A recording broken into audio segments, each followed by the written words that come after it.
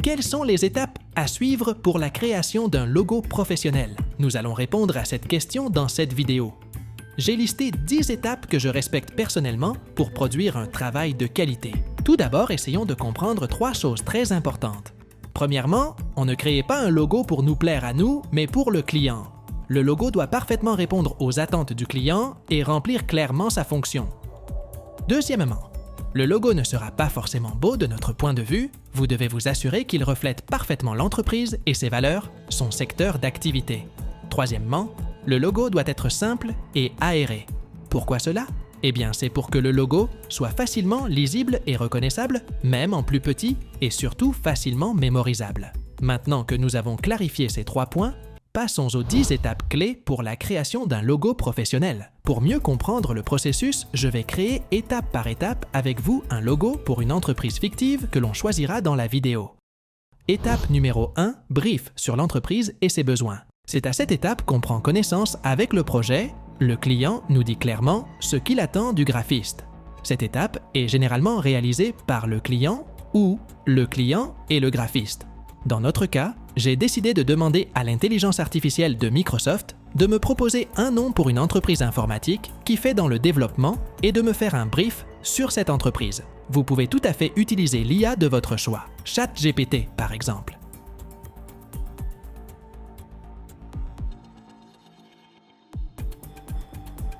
Elle est en train de me générer mon brief.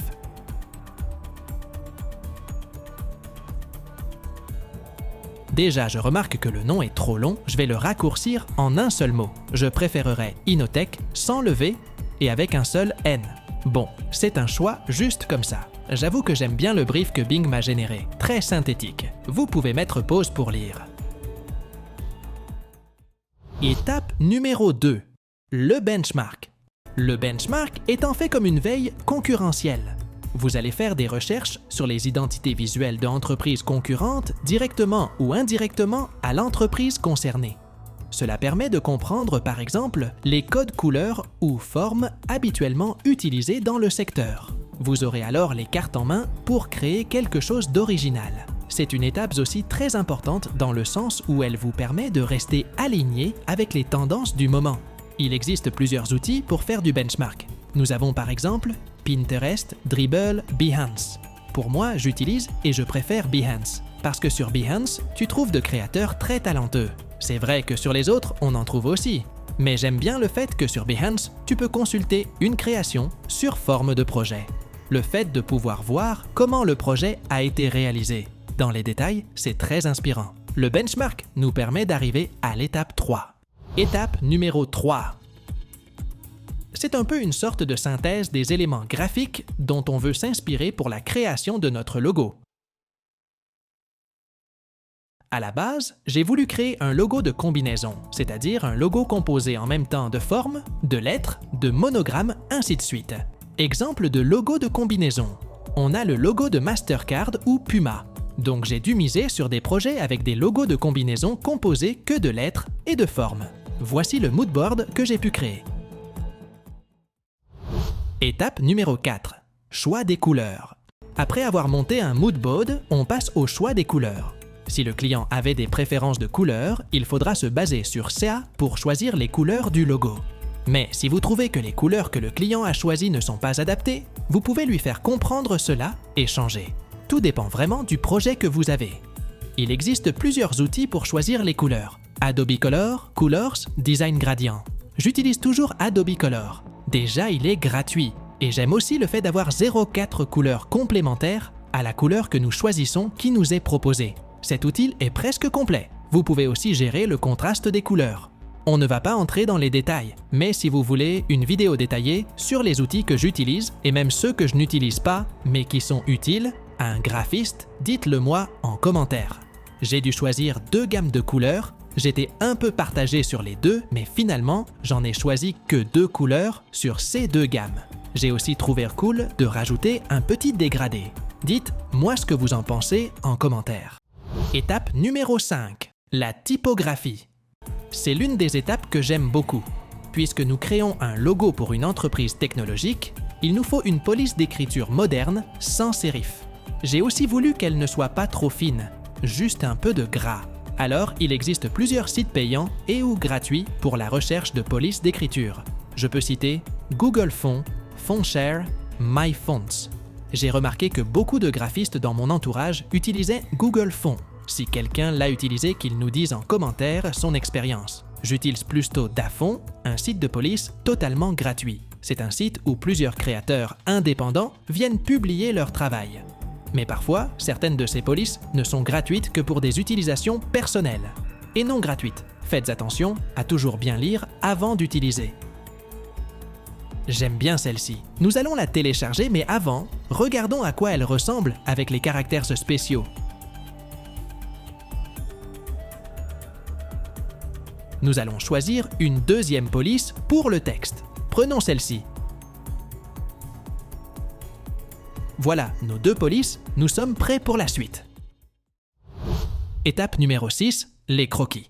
Elle consiste à faire ressortir son inspiration sur une feuille de papier ou alors une tablette. Pour ce projet en particulier, j'ai sauté cette étape parce que pendant que je montais le moodboard, j'ai eu très clairement dans ma tête comment je devais réaliser le logo. Donc, je vais me diriger directement sur Illustrator pour dessiner. Étape numéro 7, la vectorisation. Cette étape se fait dans Illustrator. Je suis souvent étonné de voir des graphistes le faire sur Photoshop. Comme son nom l'indique, c'est la vectorisation et c'est dans Illustrator que l'on parle de vecteurs. Dans Photoshop, ce sont des pixels. Donc arrêtez de faire CA. Pour notre logo, je suis parti de l'idée des petits carrés un peu comme des cases mémoire. Un ordinateur, pour effectuer des calculs, le fait en binaire, c'est-à-dire des 0 et 1. Parfois, l'ordinateur se retrouve avec une série de chiffres interminables de 0 et de 1 et il les stocke dans des cases mémoire. En programmation informatique, lorsque l'on veut écrire un programme qui par exemple fait des tris de données, les développeurs ont recours à une structure de données qu'on appelait les tableaux, et un tableau est composé de plusieurs cases mémoire, ce que nous appelons les lignes. C'est ce que j'ai voulu illustrer avec cette forme. Pour faire simple, je vais utiliser des cercles et des traits pour avoir un truc parfait. Et puis je vais rajouter le nom de l'entreprise juste à droite. Voici le résultat. Étape numéro 8, la version minimaliste du logo. De nos jours, il existe une multitude de supports de communication. Donc, quand on veut créer un logo, il faut penser à tout, ou du moins presque tout. Par exemple, si le logo est utilisé en plus petit. La version minimaliste d'un logo est très utile, notamment dans les signatures mail, les favicons qui s'affichent en haut de votre navigateur lorsque vous êtes connecteur sur un site, autant de possibilités. Il faut donc que votre création soit utilisable dans tous ces cas. Dans notre cas, c'est très simple. Nous n'avons qu'à prendre la forme pour en faire la version minimaliste. Étape numéro 9. Une partie que j'aime bien parce que c'est à cette étape que vous mettez en valeur votre travail. Généralement, on aura recours aux mock-ups, carte de visite, enveloppe, badge, sac, affiche, profil sur les réseaux sociaux et ainsi de suite. Bref, vous choisissez les supports qui mettront bien en avant la qualité du logo selon le secteur d'activité de l'entreprise. Dans notre cas, je ne me suis pas trop cassé la tête. Mais avant, je voulais d'abord passer à la dernière étape. Pourquoi? Parce que je trouve que celle-là mérite une vidéo tout entière pour elle parce que c'est une étape très cruciale et importante. Étape numéro 10. La présentation. Vous pouvez avoir fait un bon logo professionnel et même décliné sur de bons supports. Mais si vous n'amenez pas votre client à comprendre votre logo, c'est-à-dire les formes comme j'ai expliqué pour les carrés plus hauts, les couleurs et les typographies utilisées, vous risquerez d'être déçu. Je trouve que c'est une étape que nous allons développer dans une prochaine vidéo. Un dernier point à noter. Ne jamais oublier pendant le processus de création ses objectifs de communication. Prendre du recul sur son travail. Se rappeler qu'on ne travaille pas pour soi, mais pour un client. Notre priorité, c'est satisfaire au cahier des charges que nous avons reçu. Félicitations d'être resté jusqu'à la fin, je vous laisse avec le résultat final. Vous me direz ce que vous en pensez en commentaire. Abonne-toi pour la prochaine vidéo. Chapeau!